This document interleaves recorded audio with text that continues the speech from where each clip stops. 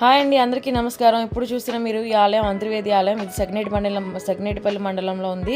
అయితే ఇక్కడ లక్ష్మీ నరసింహస్వామి వారు లక్ష్మీ సమేతంగా దర్శనమిస్తారు. పూర్వం కథనం ప్రకారం అయితే రక్త విలోచనైన రాక్షసుని సంహరించడం కోసం స్వామి అయితే ఇక్కడ అవతరించారండి.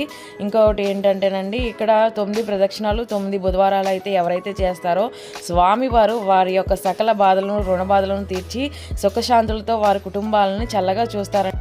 ఇంకో విషయం ఏంటంటే, నవనారసింహంలో ఒక పుణ్యక్షేత్రం అండి. ఈ పుణ్యక్షేత్రాన్ని సందర్శించుకోండి. స్వామివారు ఇక్కడ హోమం జరుగుతుందండి. ప్రతిరోజు కూడా స్వామివారికి నిత్యాన్నదానం చేస్తారండి. చాలామంది భక్తులు దర్శించుకోవడానికి వస్తారు. ఇది త్రికోణ దేవిగా కనిపిస్తుందండి. చుట్టూ సముద్రం, అన్నా చెల్లెల గట్టు కూడా ఇక్కడ ప్రత్యేకత అండి. అలాగే ఇక్కడ స్వామివారి ప్రతి సంవత్సరం కూడా స్వామివారి కళ్యాణ మహోత్సవాలు అయితే అత్యంత వైభవంగా జరిపిస్తారండి. లక్ష్మీ నరసింహస్వామి ఆశీస్సులు అందరికీ ఉండాలి మనస్ఫూర్తిగా